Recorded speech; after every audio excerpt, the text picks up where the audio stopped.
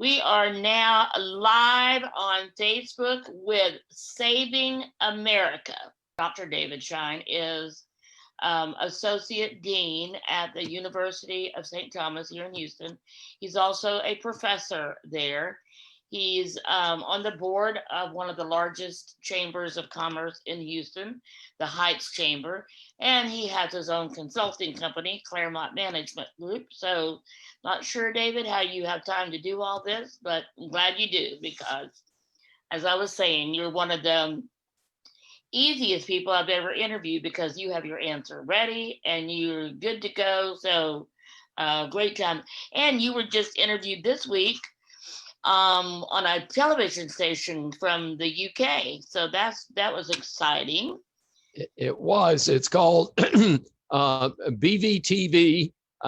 Malcolm Gallagher was the host, and he's most gracious, and we had a terrific interview. We went about a half hour, and that should be available to the public in the next day or two. So today, let's get started on our podcast for today. Today is the first day for early voting in Texas. So my husband went and checked it out and said the lines are pretty long today, so we're going to wait a few days, but today is the first day.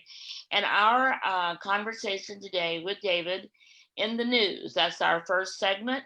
And today he's going to talk about the stimulus talks, which have been going on for some months now for the second time. So David, what's the update on the stimulus talks? You say, hey, and that's your final answer?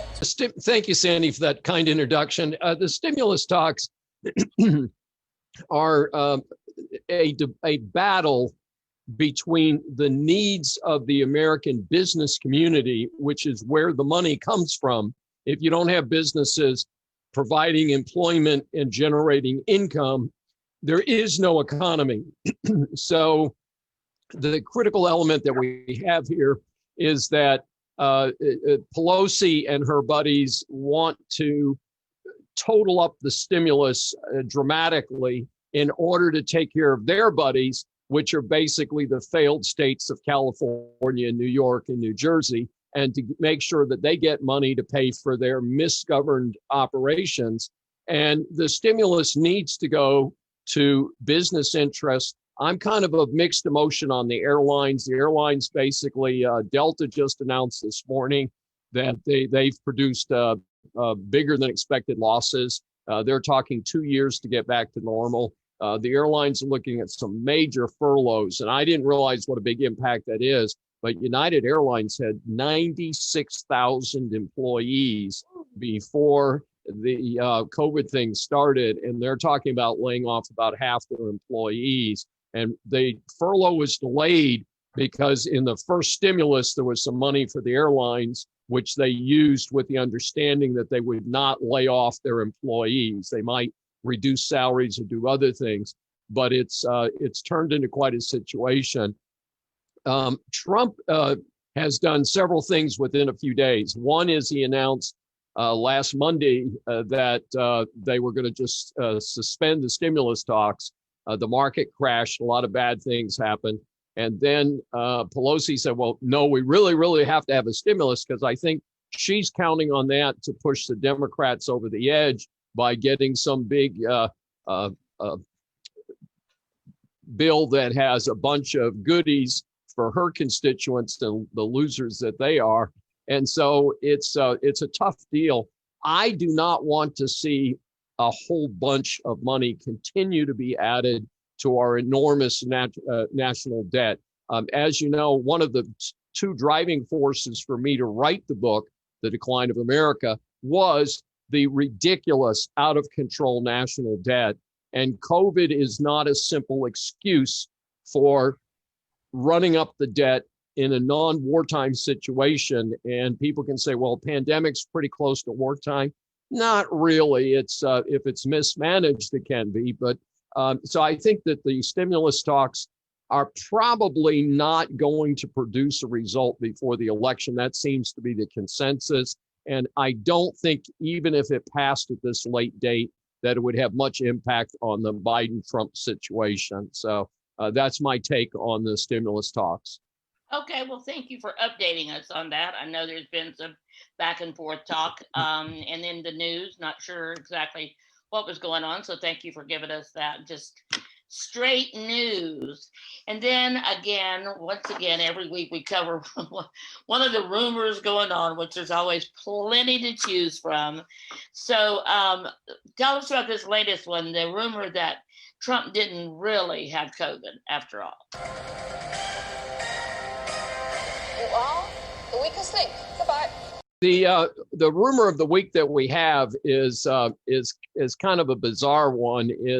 I don't know anyone in the world who would fake having COVID-19, but the former film producer and now just a gadabout that the left likes to interview is Michael Moore. Michael Moore, when he was a young fellow, produced a movie called Roger and Me, which was a spoof on the president of General Motors not talking to him.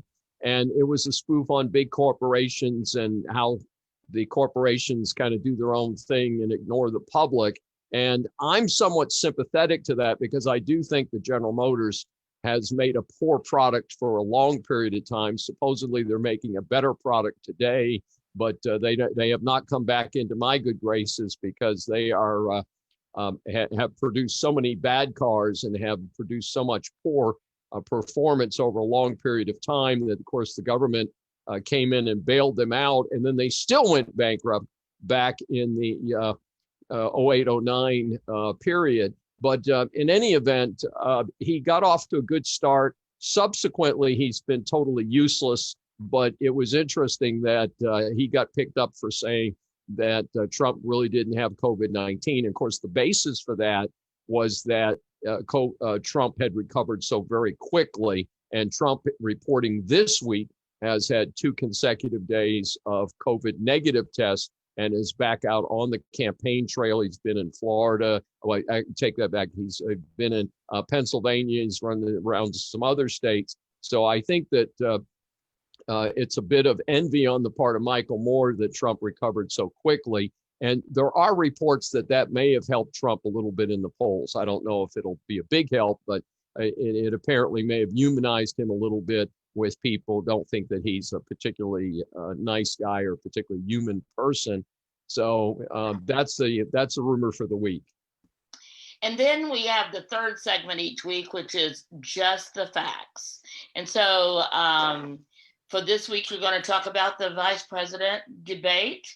And that was last week. That was Kamala Harris and Mike Pence were in their debate. So tell us about that debate, David.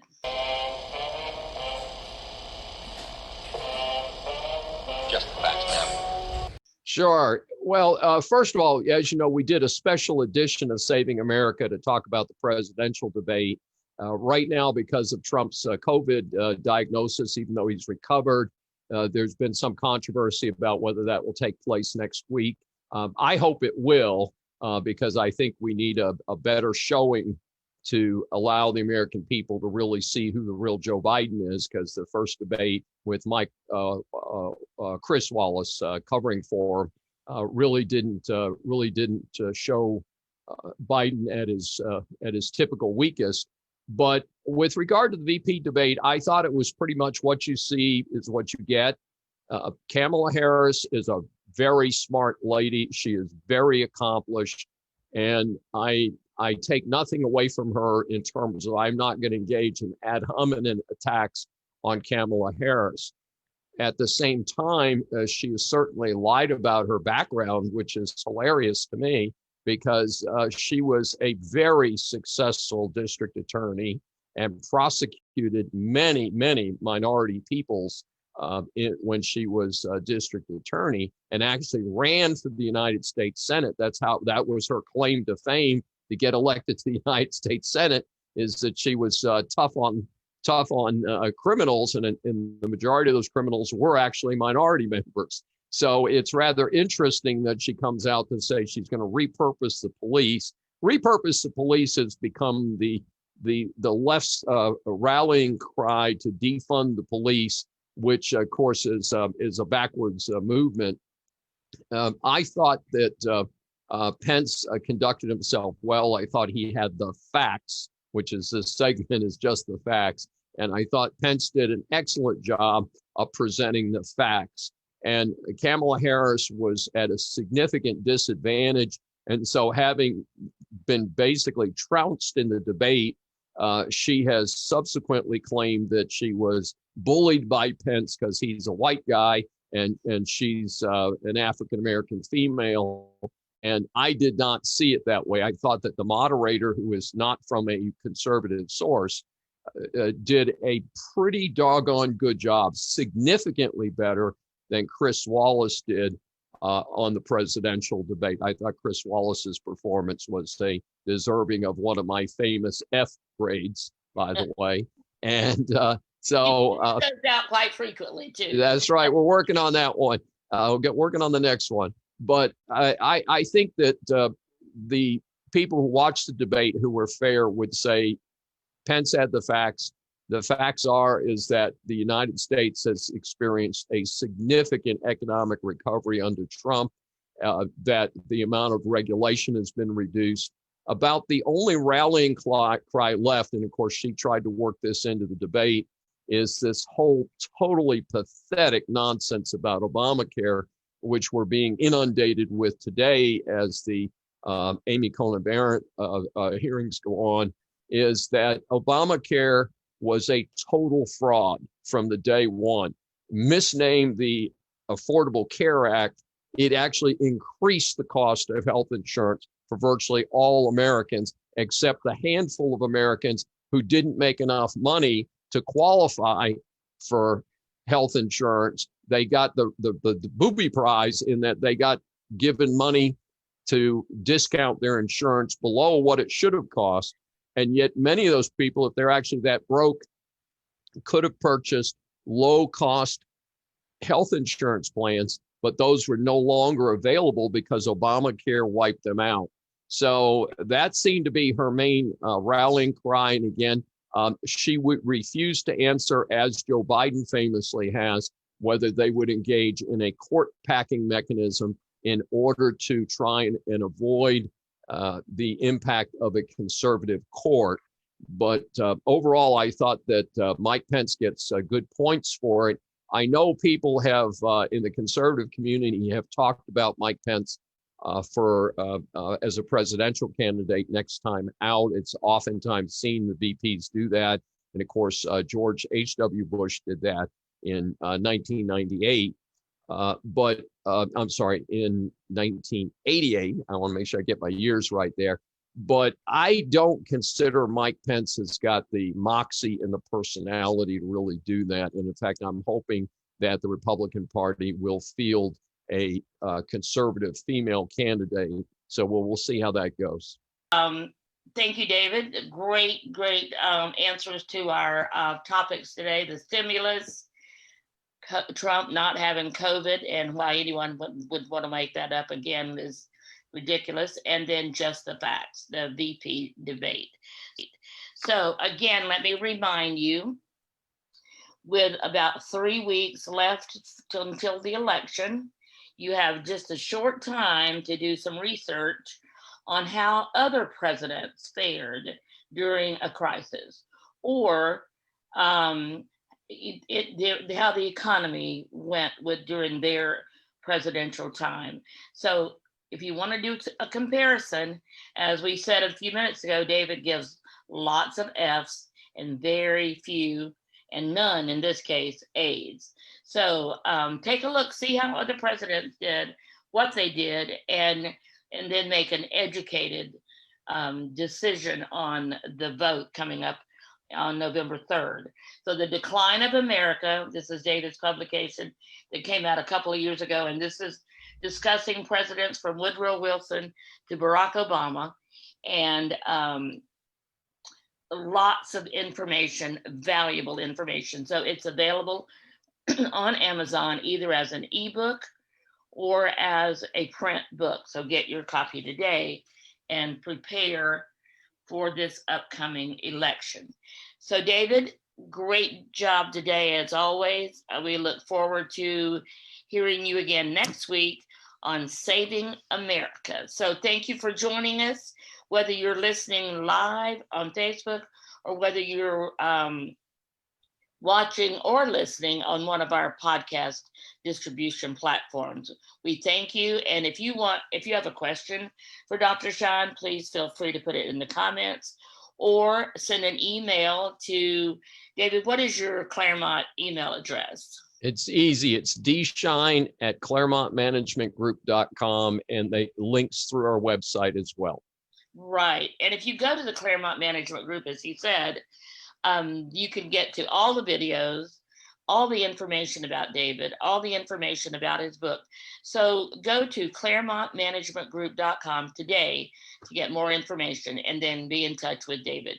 If you're looking for a speaker for your platform or your podcast, David is available. He is a great speaker, as you can tell when he answers or talks about the topics that he discusses. So feel free to reach out to him to come and speak to your group today. Thank you for joining us.